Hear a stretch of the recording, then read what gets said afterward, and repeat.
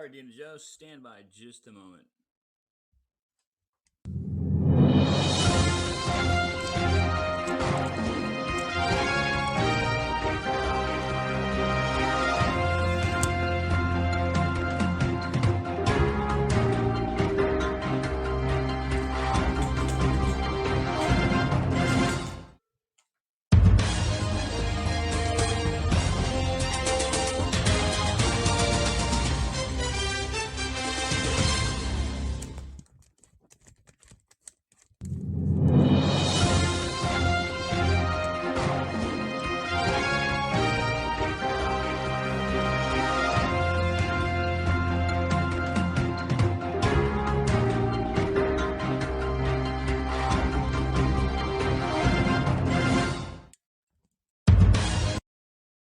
All right, stand by. Having technical difficulties as usual.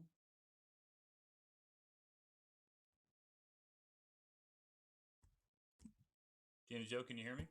Yep. All right, stand by.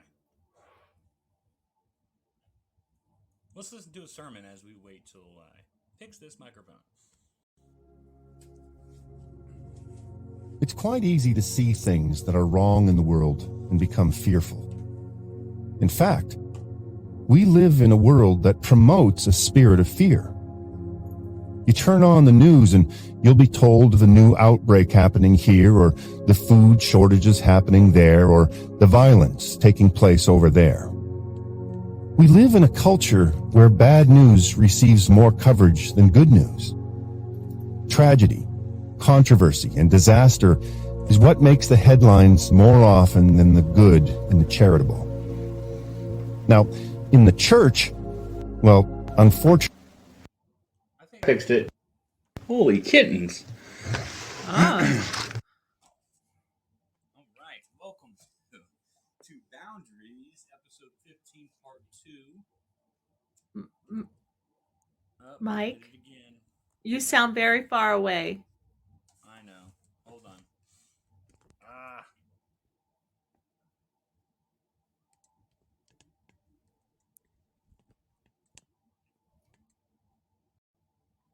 Okay. Well, Dena Jo, if you want to maybe start reading, I'll mute myself until I fix it. Sure. All right. We last left off on it was on page 285, step 6. I'm sorry, I missed grab. It is chapter 15, how to measure success with boundaries. And we're at step number 6, rejoicing in the guilty feelings. Okay, excuse me.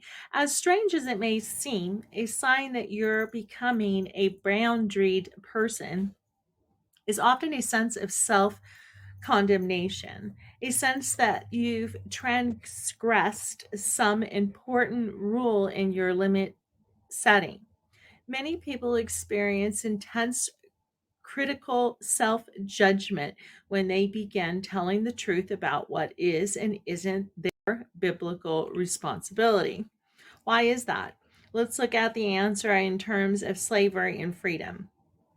Boundary injured individuals are slaves. They struggle to make value-based decisions on their own, but they most often reflect the wishes of those around them. And even though they can see surrounded by supportive boundary lovers, they still experience trouble setting limits. The culprit here is weak conscience. Um, the risk was a weak conscience or overactive and unbiblical, harsh internal judge. And welcome TSLFIA. Mike is here. He's just fixing his mic, so I'm starting to read the chapter in step 6. Though we need our internal evaluator to help us know right from wrong, many people carry around an extreme self-critical and inaccurate conscience. They feel that they are transgressing when they aren't. Because this overactive judge, the boundary injured individual, often has great difficulty setting limits.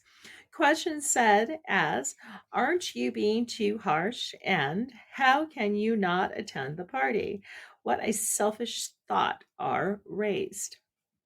You can imagine the havoc when the struggler actually sets a limit or two, even a small one. The conscience moves into overdrive as its unrealistic demands are being disobeyed. This rebellion against honest boundaries is a threat to the parental control of all the conscience. It attacks the soul with vigor, hoping to beat the person into submitting again to its untruthful do's and don'ts. Okay. In a funny way, then activating the hostile conscience is a sign of spiritual growth, a signal that you may be protesting unbiblical restraints. In I'm sorry, if the conscience were silent in providing no, how could you guilt you God, you gotta read so slow these chapters because the words guilt inducing messages. It might mean that you were remaining enslaved to the internal parent. That's why we encourage you to rejoice in the guilt. It means you're moving ahead. So basically, when you start setting the boundaries, your conscious is going to tell you that you're doing something wrong, typically because a lot of times the people around you don't like that you're setting those boundaries. And yeah, so I think I fixed it. I'm yeah, just you using sound my headphones now, so you sound a lot better. Woody Bush is just into the live studio up on the call panel. We're going to continue reading. Joe. Woody, how are you, Hi, buddy? Woody Bush. How's it going? Good. How are you? I'm good. Yeah. You want to say hi? Say hi. Say hi. I'll give it back to you. Oh, you're so funny. Hi. Hi. Say hi. Say hi, guys. Party. What are you doing? We just woke up. Oh. You want to watch the show? Oh, all Okay. right. Morning Just being people, cuddly. just like me. Nap Aw. time. Awesome. Yeah. Well, yeah. Step 7 now. Step 7. Okay. Welcome, Tea Party, to the live show. Woody Bush. What kind of boundaries are we talking about?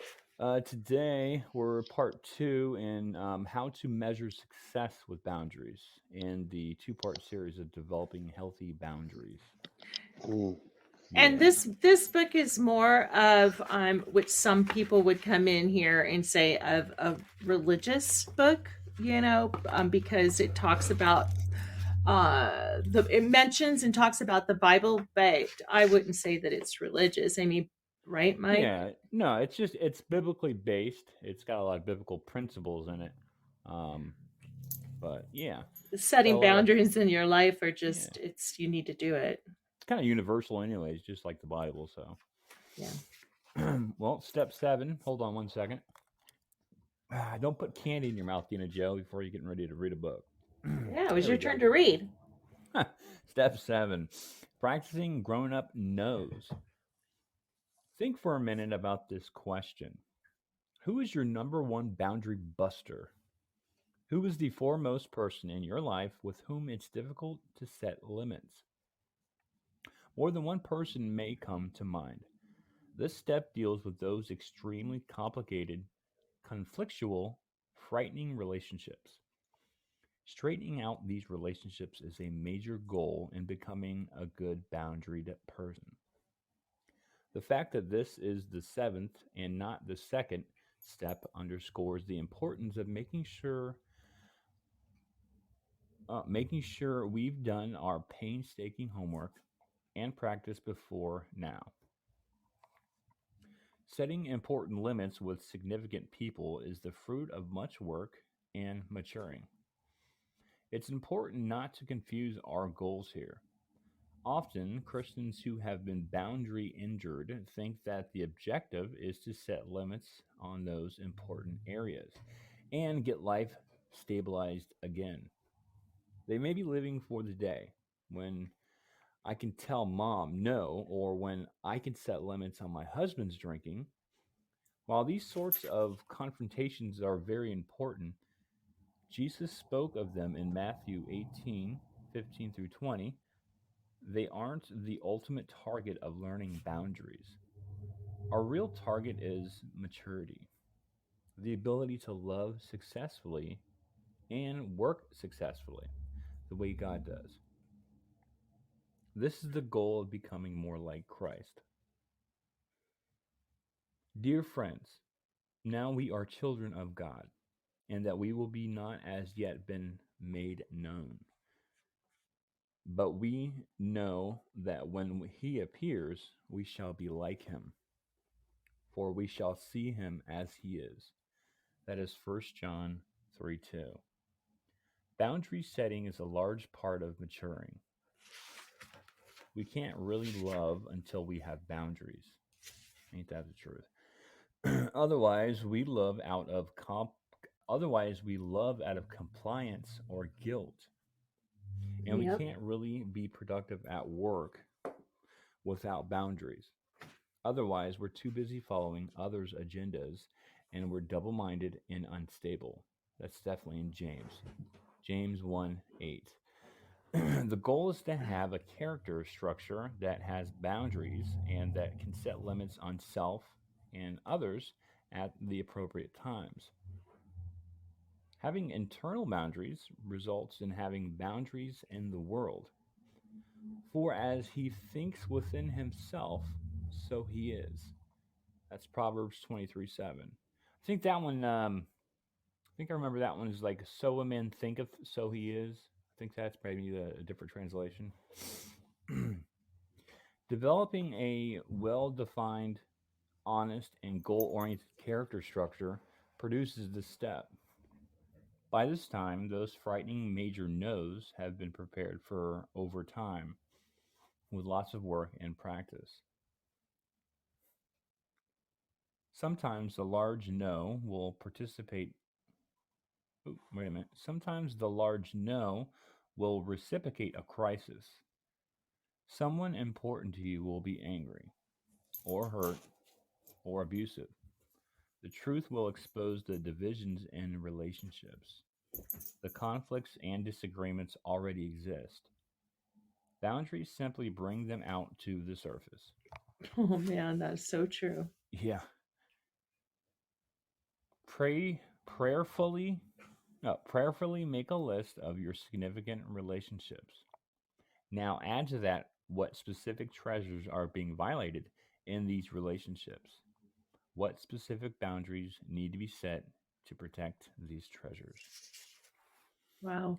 Welcome, KKRDKGYA.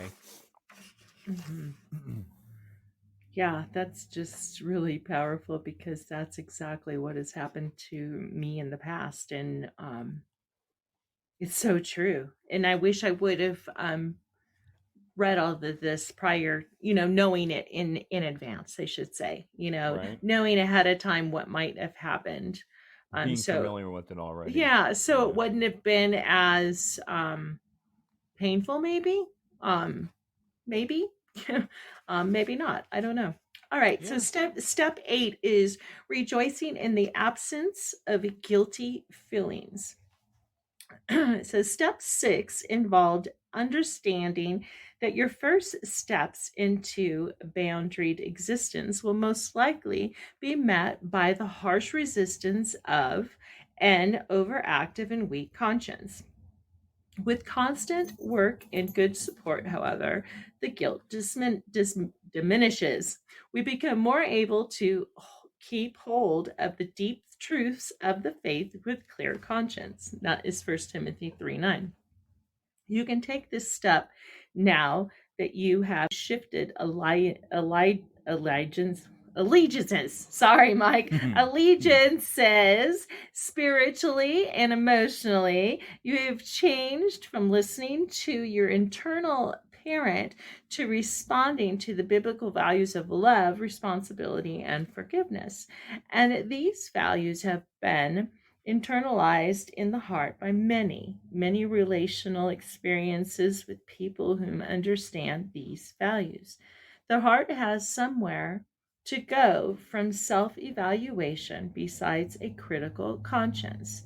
The heart rests in the emotional memories of loving, truthful people. Evelyn knew something was different inside when she confronted her husband on his critical tirades. That's that's it, Paul, she said, without raising her voice. If you're not using a civil voice with me in 10 seconds, I'll be spending the night at my friend Nan's house. Making your choice because I'm not bluffing. Paul, ready to launch another verbal attack, closed his mouth. He too sensed that Evelyn was serious this time. He sat down on the couch and waited for her next move. What surprised Evelyn was the absence of her self criminalization after setting limits. Usually she would say to herself, "You didn't give Paul enough chances," or "You've just got to stop being so thin skinned," or "But he works hard and he's good with the kids." Her group had work, her practicing had paid off, and her conscience had begun to grow up. Man, there are a lot of tongue twisters in this, I know. You have to read it really slow. right? Well, step 9, loving the boundaries of others. A client once asked me, "Is there any way I can set boundaries with my wife, but not have her set limits with me?" Though I admired his candor, the answer, obviously, was no. If we expect others to respect our boundaries, we need to respect theirs for several reasons. Loving others' boundaries confronts our selfish and omnipotence. Let me say that one again. Loving others' boundaries, loving others' boundaries confronts our selfish and omnipotent. Is it omnipotent? Oh, Selfishness and selfishness, omnipotence. omnipotence. We work against the self centeredness that is part of our fallen nature. We become more other centered. Loving others' boundaries increases our capacity to care about others. It isn't difficult to love the agreeable aspects of others. It's another story, however, when we encounter another's resistance, confrontation, or separateness.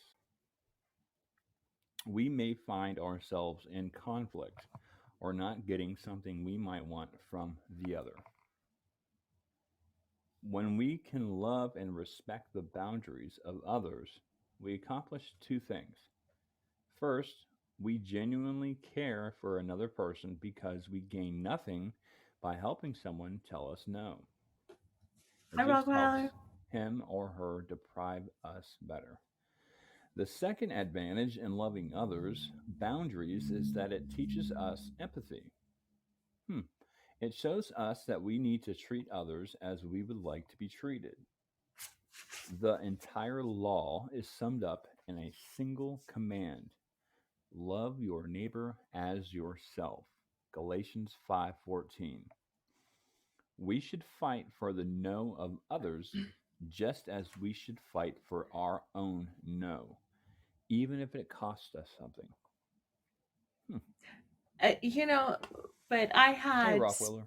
I had somebody when I was setting boundaries, and I specifically told this person I'm setting a boundary because they were going.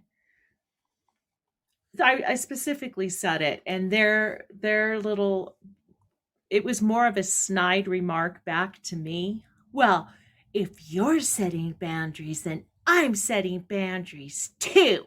With like, blah. And I was like, what? Oh Okay. dear. So that's a little different than what I believe you just read. Hmm. Love, respecting others' boundaries. Um, Rockwiller says, "I believe in God and love unconditionally, but I have given up on humanity." Yeah, I feel your pain there, Rockwheeler. But the thing is, God has already taken on humanity through Jesus. We live in a fallen world.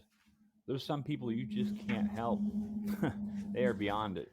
And the only thing we can do is Yeah. pray for those people and our relationship with God, our vertical relationship.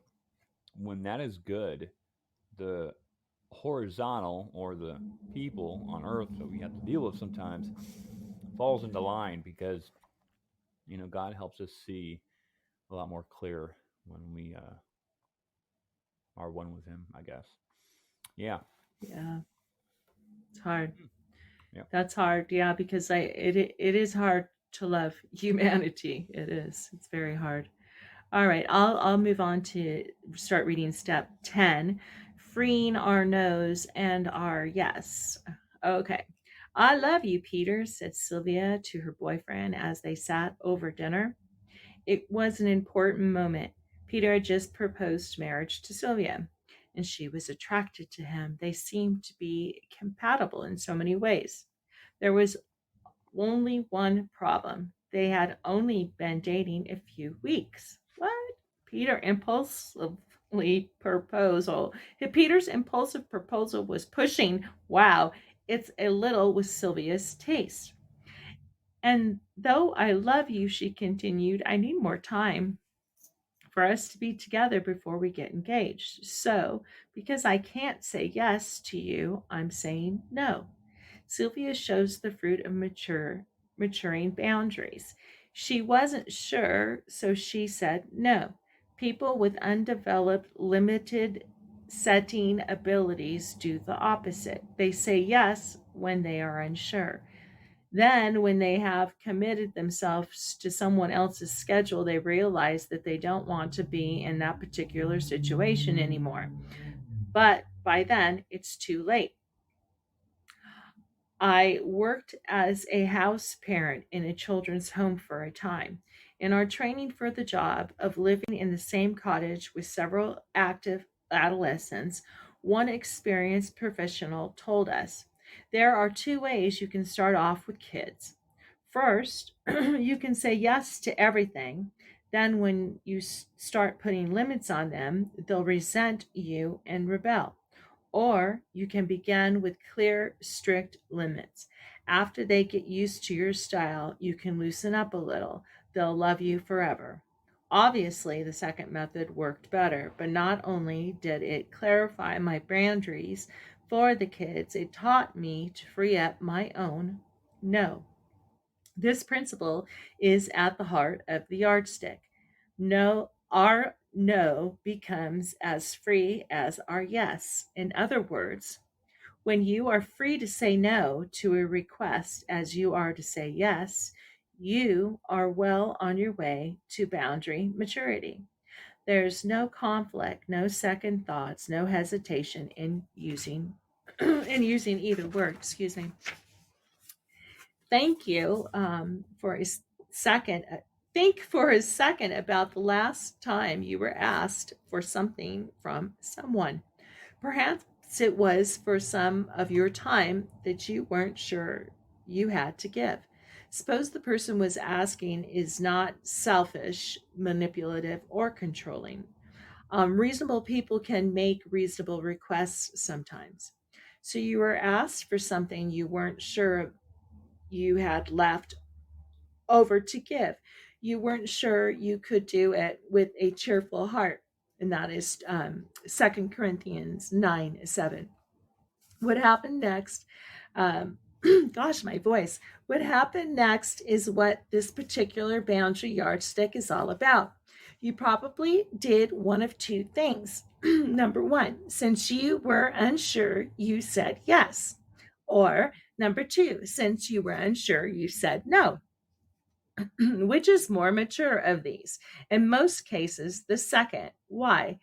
Because it is more responsible to give out of our resources than to promise that which we might not be able to deliver.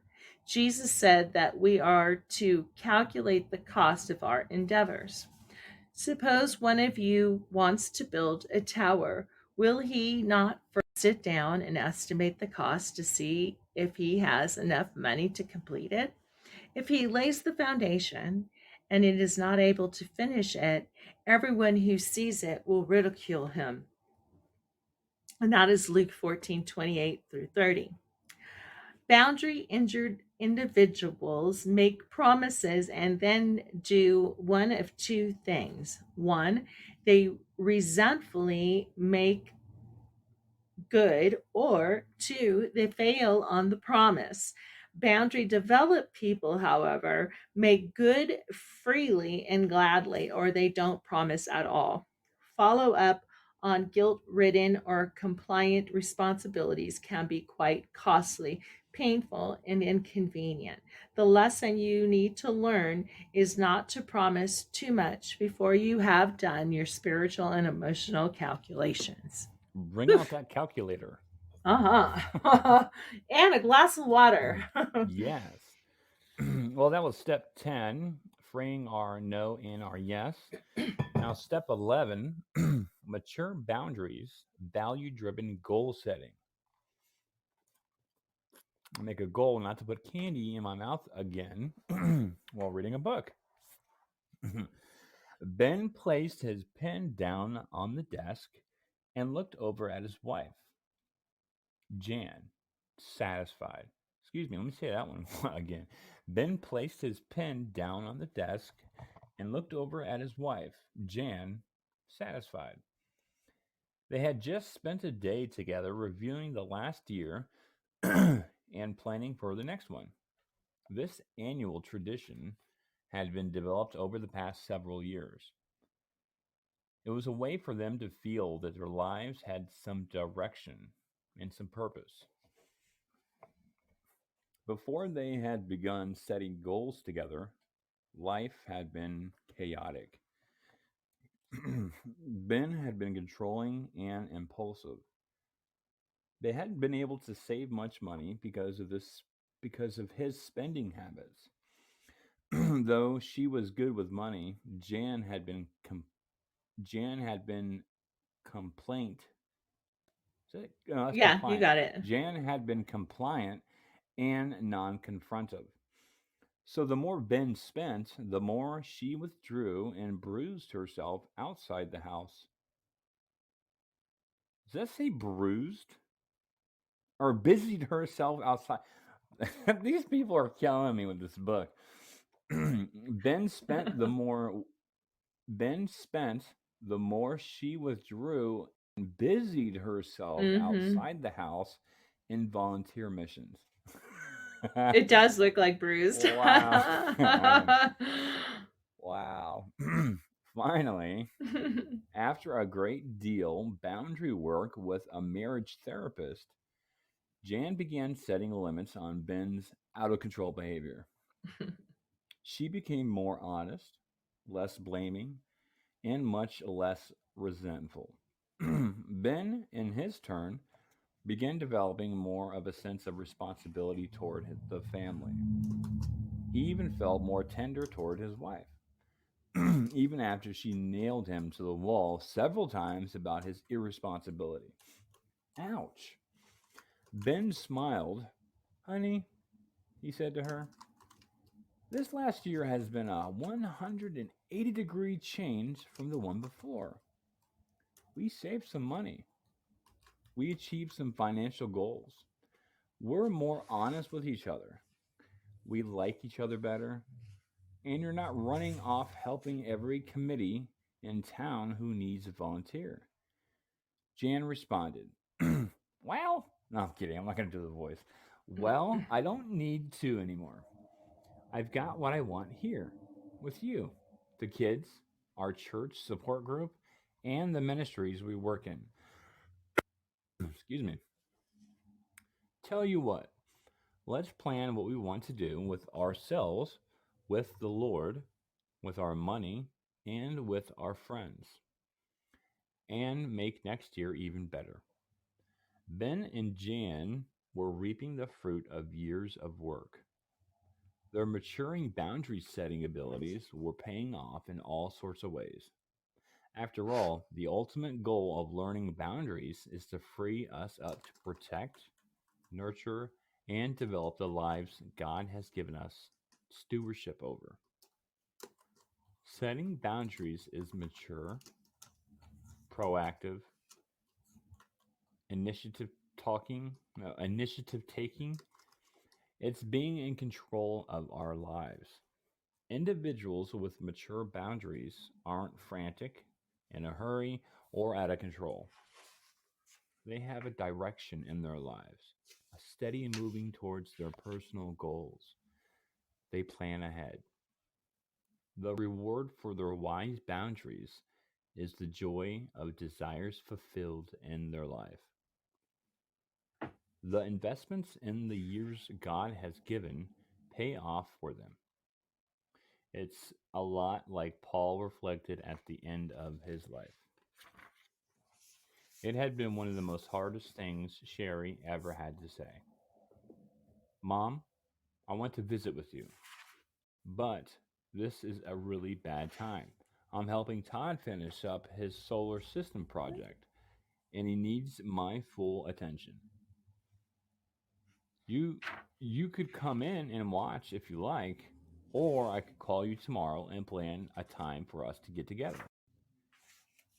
Did I skip a page? I'm like, where are you, Mike? Holy cow! Mike, I'm like, you just totally lost me. As I Oh was my- reading it, right, I'm sitting there thinking, wait a minute, this makes no sense. Where did Jan and Ben go?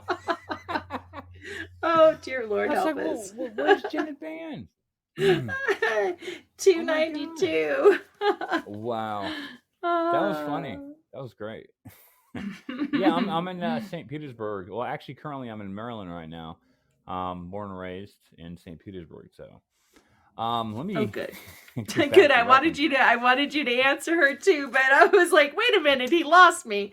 Oh Yeah. goodness. Holy cow! Starting the time Oh, has come for my yeah. departure. Let me see here. The reward for their wise boundaries is the joy of desires fulfilled in their life. Their investments in the years God has given pay off for them. It's not like Paul reflected at the end of his life. The time has come for my departure. I have fought the good fight. I have finished the race. I have kept the faith. That's in 2 Timothy 4, 6 through 7. But does life interrupt the process of the person with mature boundaries? Won't there be trials, complications, and people wanting me to track and people wanting me on their track and not God's? Absolutely. The Yeah. days truly are evil. There will be all sorts of resistance to our boundaries and goals. But the person with mature limits understands that, makes room for that, allows for that. And he or she knows that it should be needed. A no is waiting inside the heart, ready to use. Should it be needed, a no is waiting inside the heart, ready to use. Not for an attack, not to punish another, but to protect and develop the time, talents, and treasures that God has allocated to us during our 70 years on this planet. Psalm 90:10.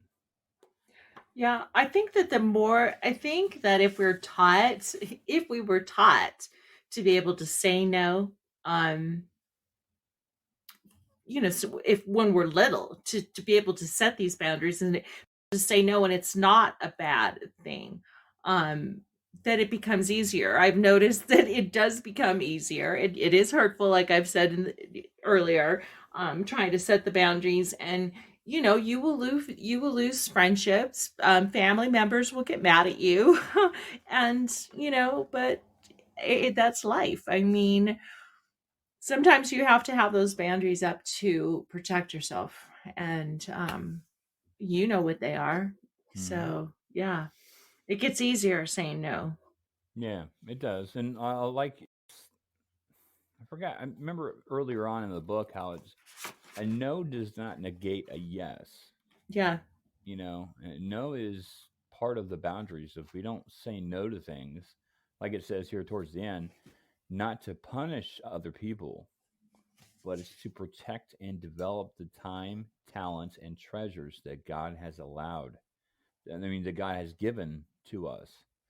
I mean, we have to be able to say no. It's Mhm. hard to do, and how we do it is, key. But we have to say no sometimes. A lot of times we don't say no. Oh And yeah, it's I was very a hard to big do it.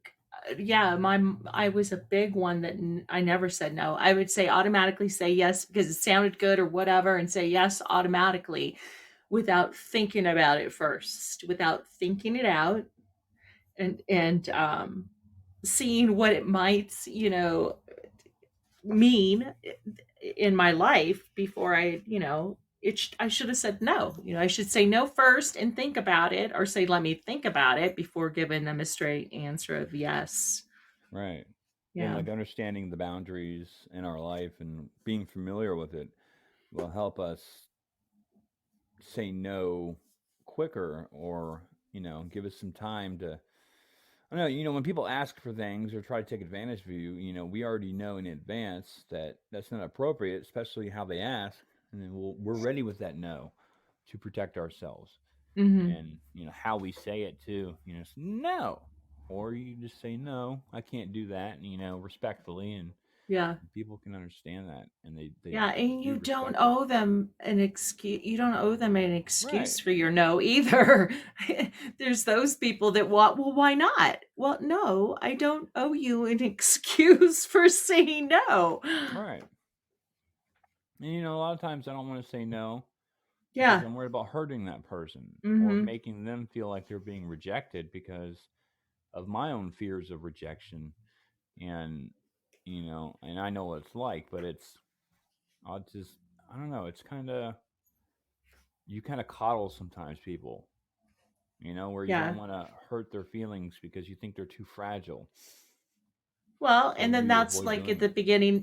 at the beginning of this chapter was talking about too, our conscience will play a part in that too, oh well, why didn't you say yes? You are mean, you're this, you're that, and you have to play with that too. And yeah.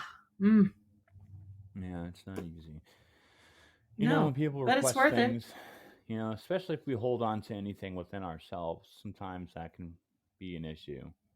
We have maybe some resentment towards somebody or whatever, and we say no. And you have to really check our hearts too. You know. Right. Well, Dena Jo, that is the Yes, end of chapter 15. I know we have one chapter left. Yeah, the last chapter. It's chapter 16, A Day in a Life with Boundaries. Hmm. Interesting. Yeah. A Day in a Life with Boundaries. Cool. Wow, we're Yeah, almost if done we with the book. That's crazy. I know. If we It's could been get 2 through years. reading these it has been a lot of trying to stop us reading this book. Yeah. Yeah. The I devil think is certainly trying. He tried to, but after 2 years, we're finally getting we're towards the getting end it here. done. Yeah. It's because it's an important subject, because like I've said, I mean, it's taken me how long? Hey crazy lady, I'm 50 blah years old, and I just learning how to do this 3 years ago because I know. Just I need learning how to Brian use say those special effects. just learning how to say no. So yeah. Well, yeah, thank you guys. Remember to go back and download the podcast you haven't, so you can catch up. So listen to part 1 of chapter 15, and this is also part 2. And so next week at 5 p.m. Eastern, 3 p.m. Mountain Time, will be chapter 16, A Day in the Life of Boundaries. Dana, thank you so much. I could not Oh, have you're done this without you, welcome. especially with the early microphone issues, No problem. But thank you guys. Love you. Yeah, we'll be back next Yeah, Thursday. next Thursday. Get through these chapters. God bless. Love you guys. And see you next week. 10, 9, 8, 7, 6, 5, 4, 3, 2, 1.